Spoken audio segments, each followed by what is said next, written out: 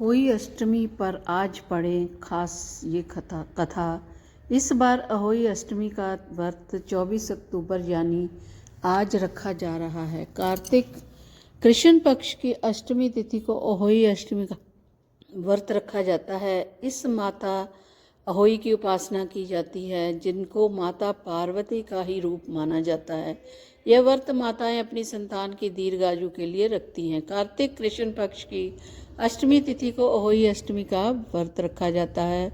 इस दिन अहोई माता की जिनकी माता पार्वती माना जाता है, उनकी पूजा की जाती है। इस दिन महिलाएं व्रत रखकर अपने संतान की रक्षा के लिए और लंबी आयु के लिए प्रार्थना करती है। जिन लोगों को संतान नहीं हो पा रही, उनके लिए अहोई अष्टमी का व्रत विशेष है। साथ ही जिनकी संतान दीर्घायु नहीं होती है और गर्भ में ही नष्ट हो जाती है, तो ऐसी महिलाओं के लिए भी ये पर्व लाभकारी है। सामान्यतः इस दिन विशेष प्रयोग करने से संतान की उत्पत्ति होती है और कल्याण भी होता है। ये उपवास आयु कारक भी है और सौभाग्य कारक भी है। तो कथा के अनुसार प्राचीन काल में एक साहूकार था, उनके साथ बेटे और एक बेटी थी। साहूकार ने अपने सभी बेटों और बेटी की शादी कर दी। हर दीपावली साहूकार की बेटी अपने मायके आती थी। दिवाली पर घर की लीपा पोती के लिए साहूकार की 7 बहुएं जंगल से मिट्टी लेने गई। उन्हें जाता देख साहूकार की बेटी भी उनके साथ चल पड़ी। साहूकार की बेटी जंगल पहुंचकर मिट्टी काटने लगी। उस स्थान पर स्याहू अपने बेटों के साथ रहती थी। मिट्टी काटते समय उसके हाथ से कुदाल स्याहू के एक बच्चे को लग गई और स्याहू का एक बच्चा मर गया। इस पर क्रोधित होकर स्याहू ने कहा कि जिस तरह तुमने मेरे बच्चे को मारा है, मैं तुम्हारी कोख बांधूंगी। स्याहू की बात सुनकर साहूकार की बेटी अपने 7 भाभियों से विनती करने लगी कि वह उसके बदले अपनी कोख बंधवा ले। सबसे छोटी भाभी तैयार हुई। अपनी ननद के बदले उसने अपनी कोख बंधवा ली। इसके बाद छोटी भाभी के जो भी बच्चे होते, वे 7 दिन के बाद ही मर जाते। 7 पुत्रों की मृत्यु होने के बाद वह बहुत दुखी हुई।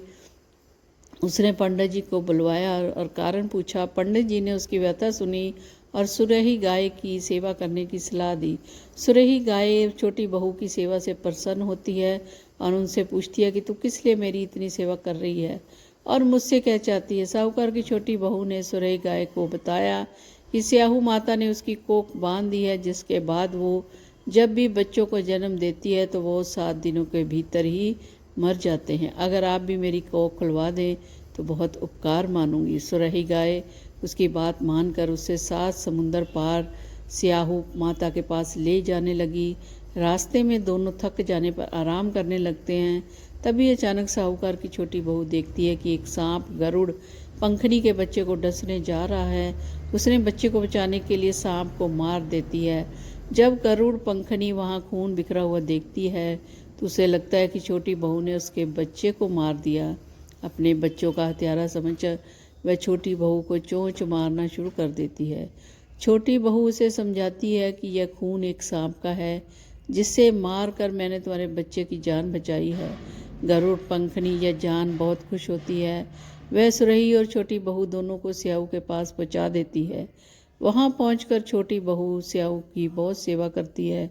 छोटी बहू की सेवा से प्रसन्न होकर स्याहू उसे 7 पुत्र और 7 बहु होने का आशीर्वाद देती है। स्याहू के आशीर्वाद से उनका घर फिर से हरा भरा हो जाता है।